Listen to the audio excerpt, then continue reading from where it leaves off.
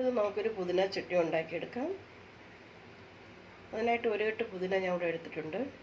അതിനെ ക്ലീൻ ചെയ്ത് കഴുകിയെടുക്കാം. എന്നിട്ട് സ്റ്റവ് കത്തിക്കാം.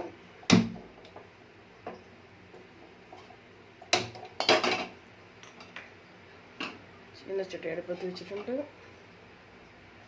ഓയിൽ ഒഴിച്ച് കൊടുക്കാം.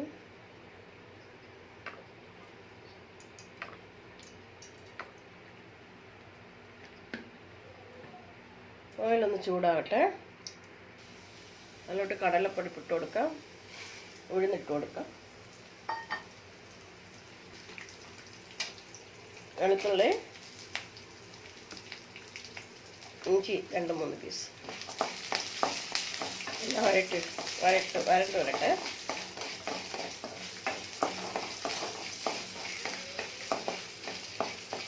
കുറച്ച് ബ്രൗൺ നിറമാണ്.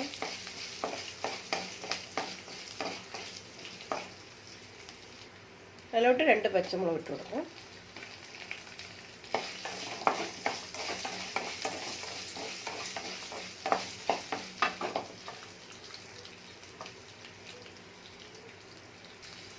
ഇതിലോട്ട് പുതിനയില ഇട്ട് കൊടുക്കാം.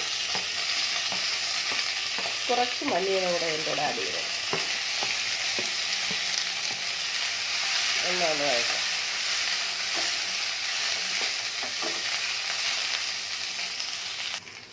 ഇതിലോട്ട് ചെറിയൊരു പീസ് പുളി ഇട്ട് കൊടുക്കാം.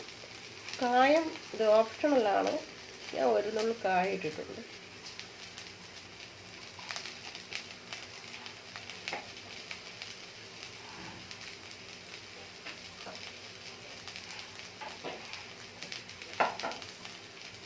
ലാസ്റ്റ് തേങ്ങ ഇട്ട് കൊടുക്കാം.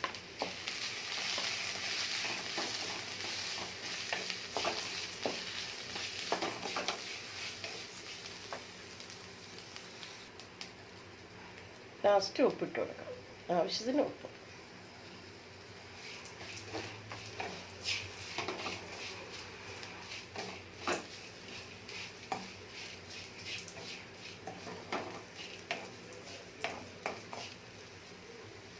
ആയി വന്നിട്ടുണ്ട്.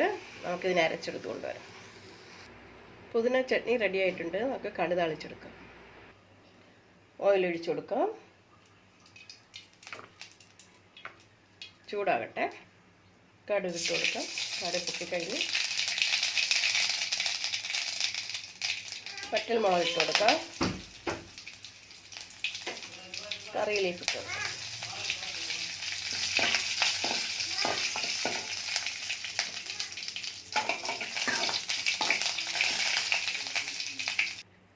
സ്വാദിഷ്ടമായ പുതിന ചട്നി ഇവിടെ റെഡി ആയിട്ടുണ്ട്. വീഡിയോ ഇഷ്ടപ്പെട്ടിരുന്നാൽ നിങ്ങൾ ലൈക്ക് ചെയ്യുക, ഷെയർ ചെയ്യുക, സബ്സ്ക്രൈബ് ചെയ്യുക. Thank you.